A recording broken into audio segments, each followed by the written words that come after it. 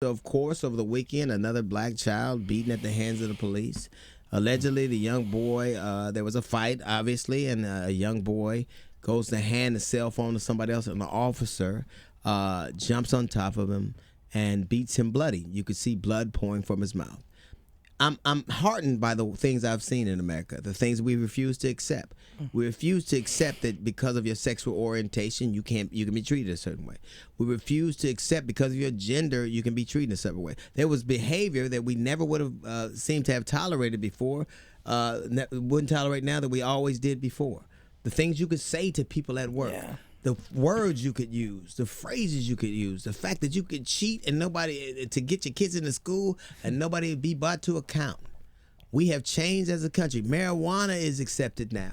We accept people's lifestyles. We accept where they're from. We accept their religions. We accept immigrants from all over the country. And we're evolving. We are growing. The one thing that consistently seems to be resistant to change is our ability to watch black and brown children be brutalized and to take umbrage to it. I submit this. There's never been a black or brown person that was beaten so badly that America got repulsed. Not one time. Because it's what it's repulsed by, it changes. It was repulsed by the way women were treated.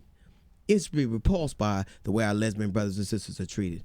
Our transgender people are treated. It was repulsed, and it did something about it. They didn't want us to hurt people while we were on the phone. They did something about it. It had an immediacy that is unparalleled. We have changed. We're evolving. We accept marijuana now. And now it has medicinal value where before it was just something the kids in the ghetto did. We accept that people are on opiates and they deserve a chance rather than being sent to jail. They deserve a chance to be treated fairly, get treatment, and to be introduced back to our society. We accept the fact that the criminal justice system hasn't been as fair as it should be. We have accepted all of these things and still accept the fact that black and brown children and black and brown women and black and brown men could be beaten or even killed in front of us. It seems normal to us because that is something that will always be normal to America until we're just as repulsed as we have been by those other things. That young boy, I don't know what he did, but I know this. Once he was subdued, there was no need to slam his face into the wall. If you were concerned about your safety, like is the common refrain, he was safe enough that you beat his head into the pavement 4 or 5 times.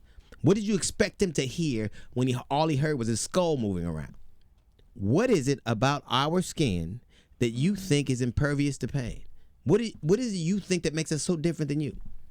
There are things we will no longer accept. You can't even be a presidential candidate and touch somebody even if you say thank you. You have to ask for permission.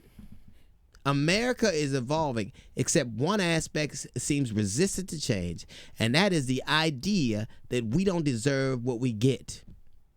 You would never say to a woman, you deserve what you got. Look what you wore. Look what you said. You would never say that to somebody who's been victimized. But you'll say that to black and brown children. You'll say it to black women that are brutalized. You'll say it all the time. Because America has never seen anything happen to us that was so brutal, it was duty bound to change it.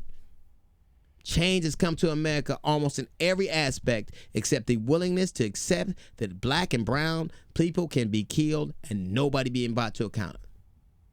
If that's America moving forward, maybe we should slow down a little bit.